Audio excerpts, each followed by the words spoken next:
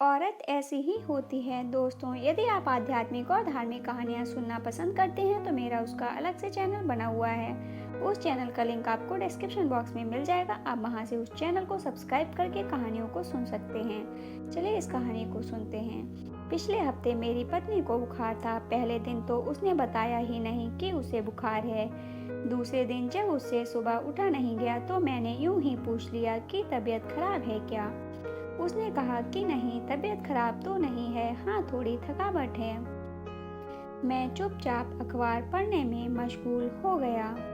जरा देर से उस दिन वो जगी और फटाफट उसने मेरे लिए चाय बनाई, बिस्किट दिए और मैं अखबार पढ़ते पढ़ते चाय पीता रहा। मुझे पता लग चुका था कि उसे थोड़ा बुखार है और ये बात मैंने उसे छूकर मैं समझ भी ली थी। खैर, मैं यही सोचता रहा कि मामूली बुखार है, शाम तक ठीक हो जाएगा।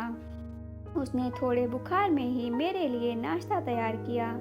नाश्ता करते हुए मैंने उसे बताया कि आज खाना बाहर है, इसलिए तुम खाना मत बनाना। उसने धीरे से कहा कि अरे ऐसी कोई बात नहीं, खाना तो बना दूंगी। लेकिन मैंने कहा कि नहीं नहीं, दफ्तर की कोई मीटिंग है, उसके बाद खाना बाहर ही है। फिर मैं तैयार होकर निकल गया।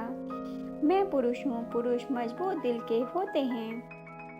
ऐसी मामूली बीमारी से पुरुष विचलित नहीं होते। मैं दफ्तर चला गया।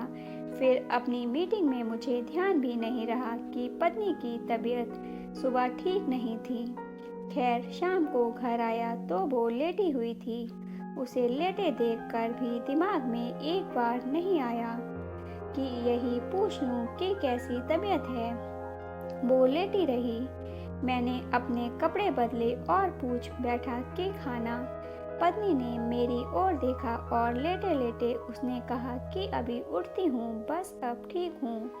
जैसे ही उसने कहा कि मैं ठीक हूँ, मुझे ध्यान आ गया कि अरे सुबह तो उसे बुखार था। खैर, अपनी शर्मिंदगी छिपाते हुए मैंने कहा कि कोई बात नहीं, तुम लेटी रहो।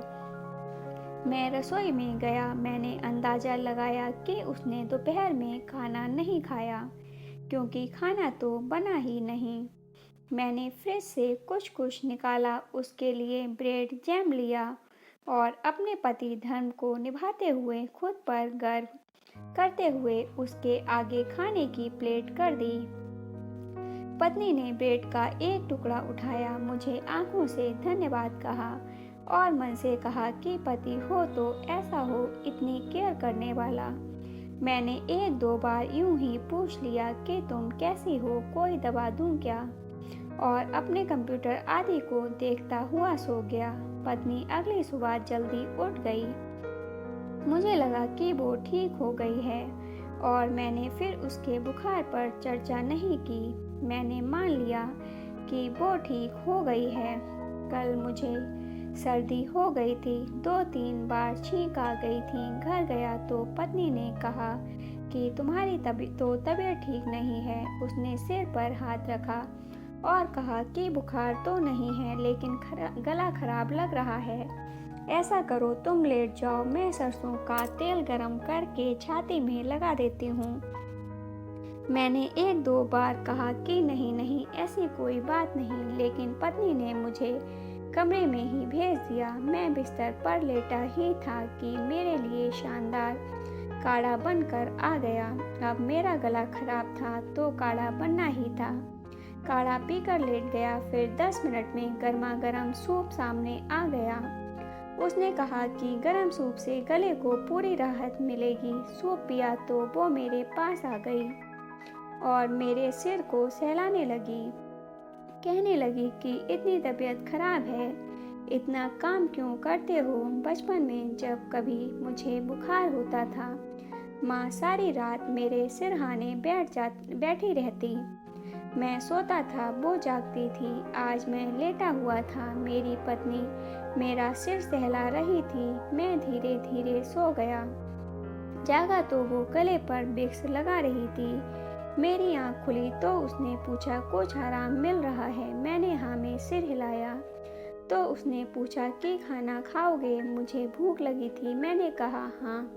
उसने फटाफट रोटी, सब्जी, दाल, चटनी, सलाद मेरे सामने परोस दिए और आधा लेटे लेटे मेरे मुंह में कौर डालती रही। मैंने चुपचाप खाना खाया और लेट गया। पत्नी ने मुझे अपने हाथों से खिलाकर खुद को खुश महसूस किया और रसोई में चली गई। मैं चुपचाप लेटा रहा, सोचता रहा कि पुरुष भी कैसे होते हैं। कुछ दिन पहले मेरी पत्नी बीमार थी, मैंने कुछ नहीं किया था और तो और एक फ़ोन करके उसका हाल भी नहीं पूछा। उसने पूरे दिन कुछ नहीं खाया था, लेकिन मैं उसे ब्रेड परोसकर खुद को गौरवान्वित महसूस कर रहा था। मैंने ये देखने की कोशिश भी नहीं की कि उसे वाकई कितना बुखार था। मैंने ऐसा कुछ नहीं किया कि उसे लगे कि बीमारी में वो अकेली नहीं, लेकिन मुझे सिर्फ जरा सी सर्दी हुई थी और वो मेरी माँ बन गई थी।